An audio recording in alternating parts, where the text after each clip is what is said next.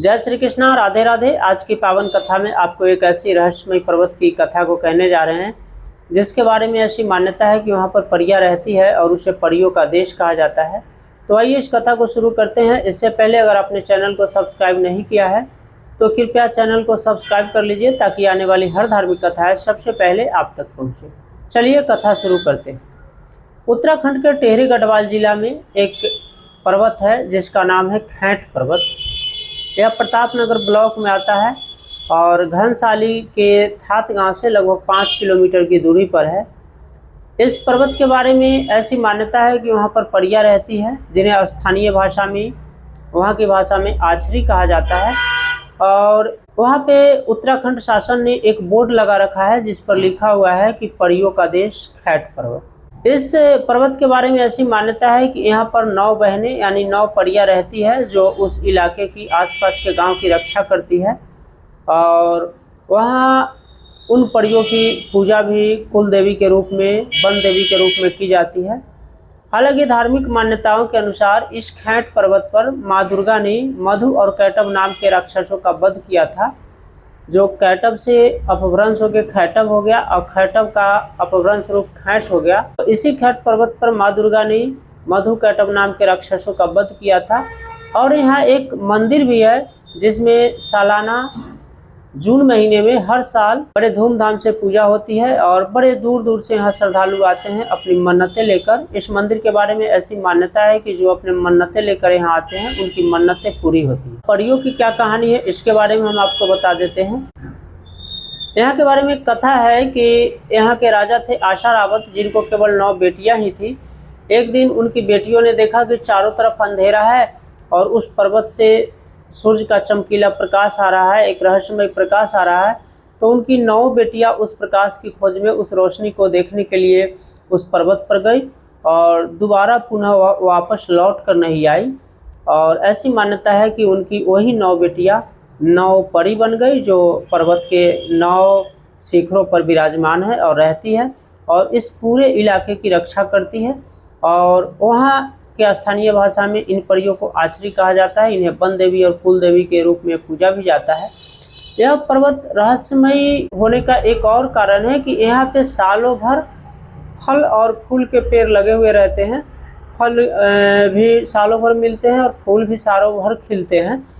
लेकिन जब भी कोई व्यक्ति उस फल को या फूल को वहाँ से नीचे लाने की कोशिश करता है तो तुरंत खराब हो जाता है। यानी वहाँ जो फूल के पौधों को अगर कोई उखाड़ के लाना चाहे तो तुरंत मुरझा जाता है, सूख जाता है।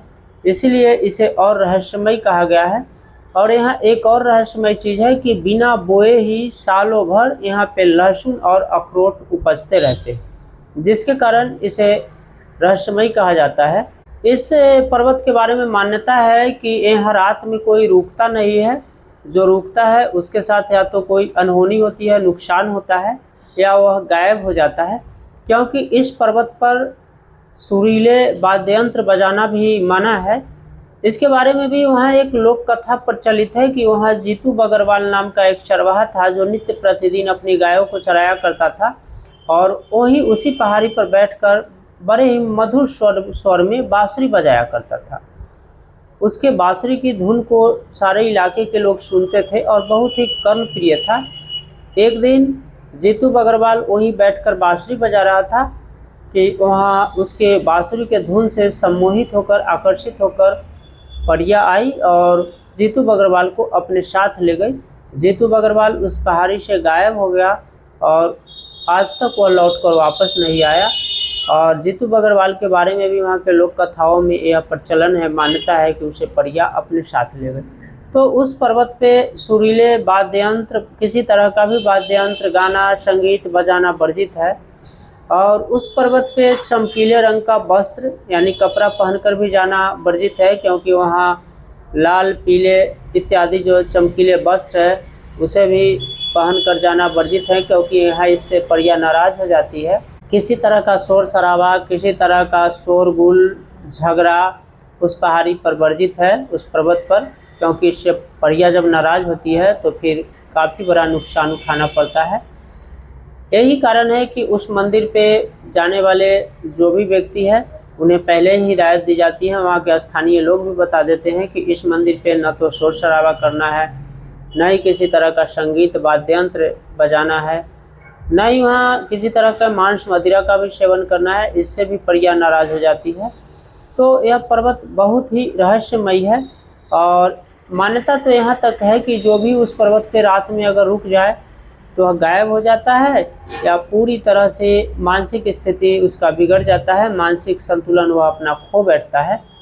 तो इस पर्वत के बारे में ऐसी रहस्यमयी कथाएं वहाँ के लोक कथाओं में प्रचलित है और लोग ऐसा कहते और सुनते हैं। जो भी पर्यटक खैट पर्वत पर ट्रैकिंग के लिए जाते हैं वहाँ भी बताया जाता है और स्थानीय लोग जो भी वहाँ के नीचे पहाड़ी के नीचे रहने वाले आसपास के गांव के लोग हैं वे भी उन पर्यटकों को कभी कभी बता दिया करते हैं कि इस तरह का करना वर्जित है और अगर आप ऐसा करते हैं तो आपको नुकसान उठाना पड़ेगा। तो यह सबसे रहस्यमयी पर्वत है, भारत का सबसे रहस्यमयी खैट पर्वत है जिसे परियों का देश कहा जाता है और जिसके बारे में ऐसी मान्यताएं हैं कि यहाँ पर केवल परियां ही रहती है, आसपास के गांव की रक्षा करती है, वन देवी कुल देवी के रूप में पूजी जाती है।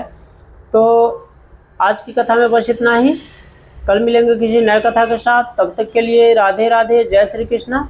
और एक बार पुनः आपसे अनुरोध है कि अगर चैनल को सब्सक्राइब नहीं किया है तो कृपया चैनल को सब्सक्राइब कर दीजिए।